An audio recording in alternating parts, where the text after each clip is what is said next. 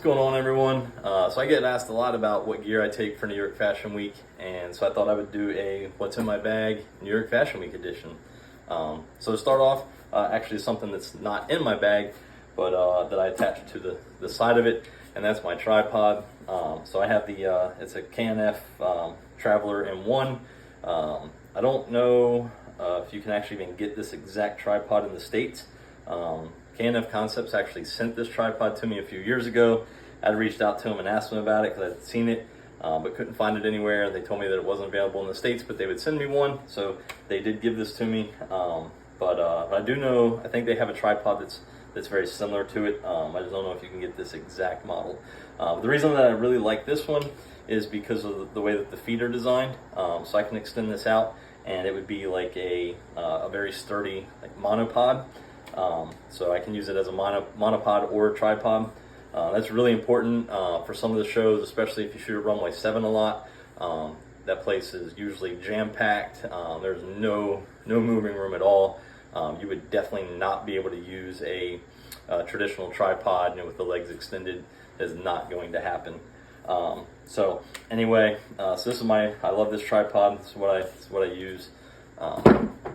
So we'll get in the main body here. So I have just a low pro case with my cables and chargers and stuff like that. So I have a charger for all of every single device I bring that uses batteries.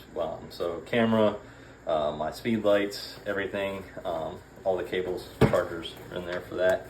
I also bring a little pocket umbrella. Certainly not the world's greatest umbrella, but I've definitely learned a lesson last year.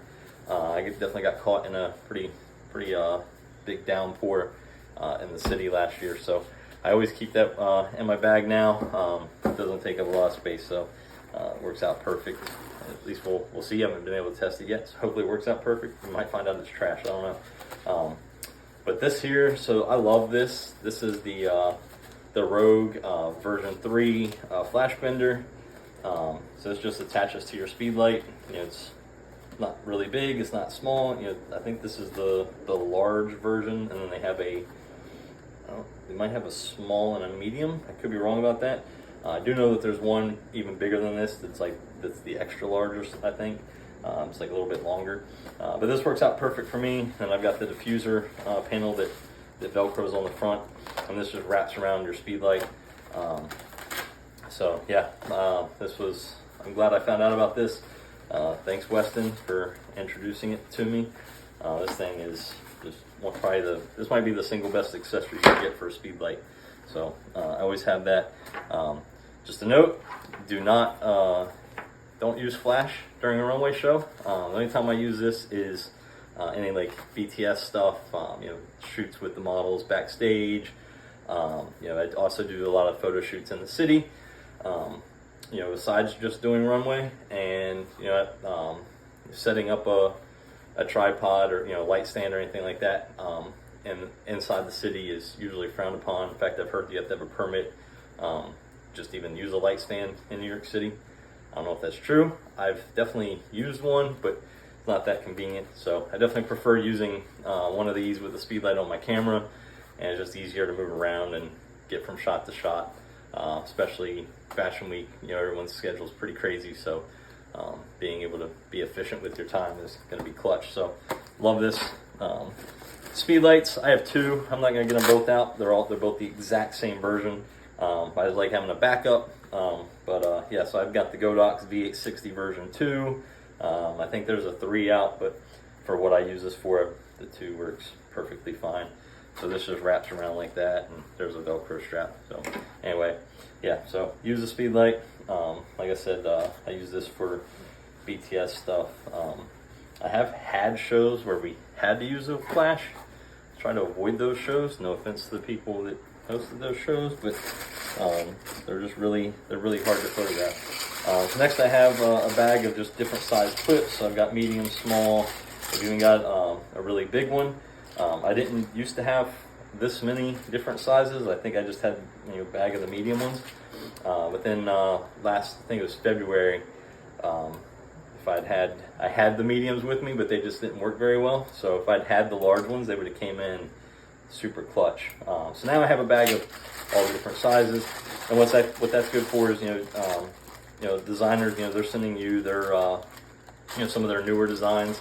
A lot of times they're not in the city, and you're working with models that are coming into New York from all over the country or even the world. So setting up a time ahead of time for them to try on the clothes and get it fitted and all that stuff, that doesn't happen. So having these, if something's a little too big, you can use these to cinch it down. So they work out good. Definitely recommend, if you do a lot of fashion stuff, have a bag of these in your camera bag. So it's just my other flash, and then I've got my camera strap in here. So I've got my case of memory cards, that sort of thing, business cards and whatnot. I'm gonna put all that out. You don't care about that. Now as far as my actual camera gear goes, get into the main compartment here. So I do shoot with the Fujifilm X-H2, and then I've got what's the equivalent of the 70-200. So yeah, this is my main lens for shooting runway. It's really good for being able to reach out when the model first comes onto the runway. If you're shooting with a shorter focal length lens, you might have to wait till the model gets closer to you, and then you have a shorter window of time to get all the shots that you need.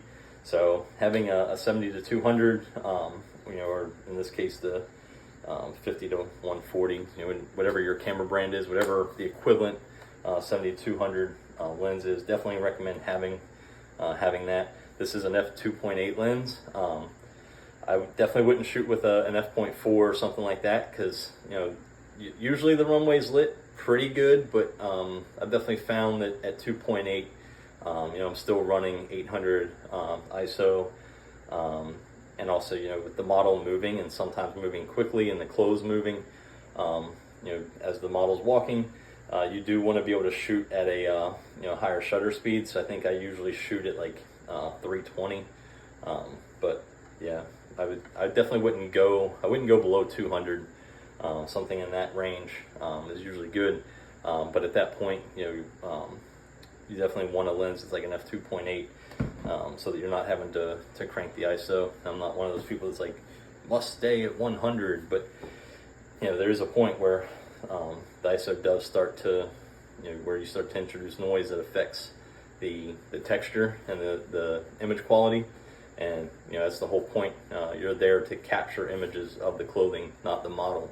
And so being able to get the detail in the clothes is really important. So having a lens that lets you, preserve that detail is going to be key.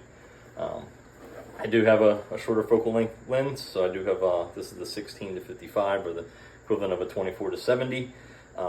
So yeah, this again also f2.8. There have been some runways that were the press pit was right there at the very edge. The model was stopping just a few feet from you, and so I did end up I've had to use this for runway before, but I try to avoid it if I can. I mostly use this for BTS, photo shoots out in the city, stuff like that. And then I do bring a prime lens. This is the equivalent of a 50 mil prime lens. It's a f1.4. I don't really use it a lot. Sometimes I'll get models that want to do headshots or something like that, and so in which case I would want the shallower depth of field, and be able to go down to 1.4, just so we can get that really creamy background for a good headshot.